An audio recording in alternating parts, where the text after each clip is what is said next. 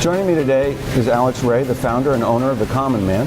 So Alex, your philosophy starting out, the small, focused on the village community. And the idea that, you want each store, each common man, each restaurant to be its own sort of part of the community. Yeah. And you said, I'm not all about profits. It's not about the bling. It's about, you said, I don't even have a rowboat, much less a yacht. That has to affect the decisions that you made along the way. And if you were all about profits, I don't know if you would have made the same decisions you made.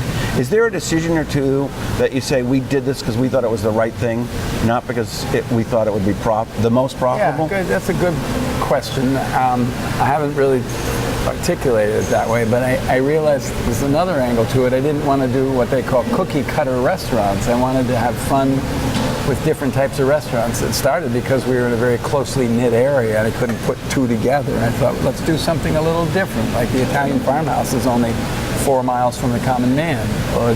So that was one thing, was to enjoy the variety, the diversification. And the other one is each restaurant we don't have anything in downtown Manchester or anything like that. They're kind of in small towns, Wyndham, Merrimack, Lincoln, Ashland, and Plymouth, and one city, and Claremont. You're at one city in there. Sure, Claremont, and frankly, we're in Concord. I bought an old Hojo's in Concord in '87. That's a long time ago.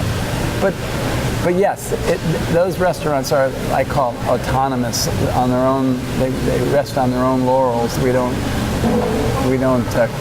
like the word corporation. Matter of fact, we call it the Common Man family. Some people think is it a chain? And I say no.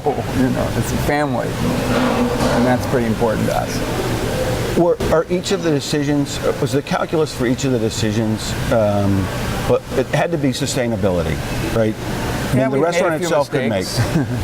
But is there some part of like, let's do good for this community? This is an opportunity where it's not, the ROI won't be. You mean in site selection, yeah. for instance? That's what drives the decision? Sustainability for sure. But take Claremont, for instance. I wasn't I hate to say real keen on Claremont, but I mean, I thought Claremont was another one of our mill towns that was suffering and things. And a man brought me over there and said, look at my buildings, I want you to build a restaurant here. And I said, oh boy, I don't know, it's a long way from home. And I told him no, I wasn't interested in his buildings. He's a Manchester big businessman. And I said, thank you, and I went with him to be nice to him. And I looked on the river, and there were these mills that I just instantly fell in love with. And I drove around the town for an hour, up in the hill and down the river and up over by the hospital. And I went to the planning board that day, and I said, what's the story on those mills? And they said, the town owns them. I'm like, no kidding. And they were so positive a force that between loving the buildings and hearing what they had saved these buildings, that we got together and bought the buildings, 3 of them. And I knew we'd never. I brought over our lawyer, a construction man, and a potential partner, and it was the quietest ride home I ever had. And they were just.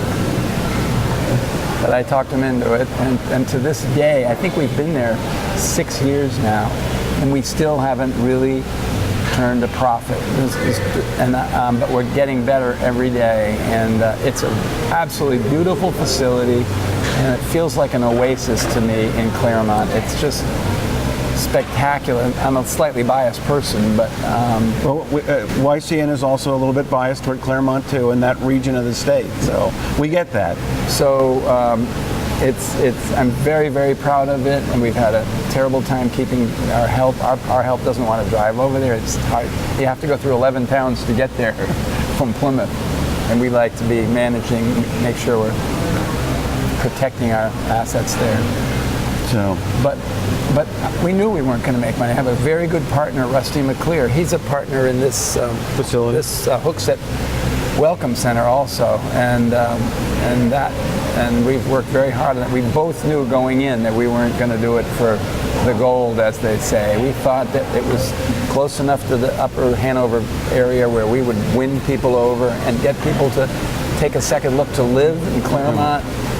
and give it a fresh breath of fresh air. And we're out of time in this segment, but I want to continue that conversation, focus on the economic development of the area. Yep.